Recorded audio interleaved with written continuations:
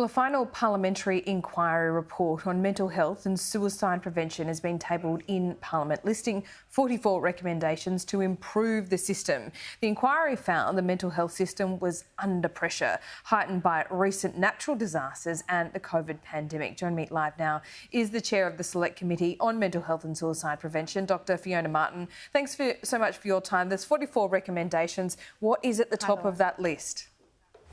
Look, Laura, the most important thing is that we treat mental health and we give mental health the same standing as physical health, so that, you know, if a child has broken their leg, they get attention, but if a child has depression or anxiety, they get attention immediately as well. And that's the most important thing here. I think out of all the 44 recommendations, the most important one is to have a permanent standing committee in the Australian Parliament on mental health and suicide prevention going forward, so that mental health and suicide prevention is always on the agenda here. It's above politics. It has bipartisanship support. We must ensure that we're always talking about mental health.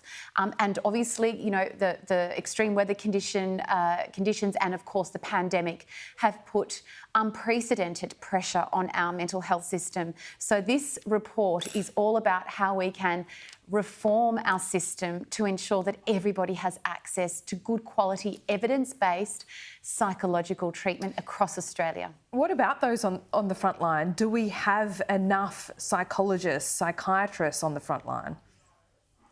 Well, to answer your question specifically, currently we do not. We need to increase the number of psychologists and psychiatrists across the country. We can do that by putting in place and investing in more university masters programs for psychology students in Australia, across the country, and make psychiatry more appealing. It is a very difficult area to work in, but a very rewarding area to work in. And so I'm sure with the right incentives in place that we can attract the right people to work on the front line. But our workforce isn't just about the clinical workforce. There are a number of other allied health professionals that work in mental health, and there are people who are not health professionals that work in mental health. Our people with lived experience and our carers are equally just important when we talk about the mental health workforce. Yeah, Fiona, look, I don't wish to debase the work of a parliamentary committee and how important it is to have bipartisanship, but we often hear about these recommendations. They're then accepted in principle by the government of the day. Then it takes months and months, if not years, to actually get them fixed, get them acted upon and get the money behind it. So when are we going to see action? Well, we need to see action now because we have long waiting lists to see psychologists. Sure. But you're part of the government, so what's the Prime Minister had to say?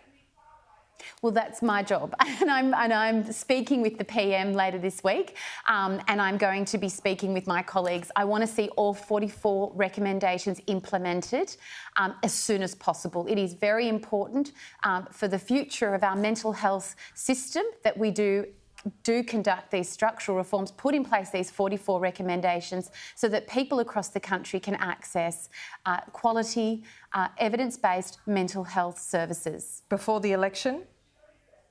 Well, absolutely, immediately, as soon as possible. It is very important. Our system is fragmented and under extreme pressure. You know, large numbers of people presented in hospital emergency departments during the pandemic. Yes, we didn't see our suicide rate increase, but we saw a significant increase in the number of people seeking help. So we know that the crisis is not over, that the shadow pandemic is not over. And whilst we have invested significant amounts of money, you know, we've doubled the MBS psychological consultations, we introduced telehealth, we've done a number of things during the pandemic. We must do more to ensure that everybody can access quality, evidence-based mental health services in Australia.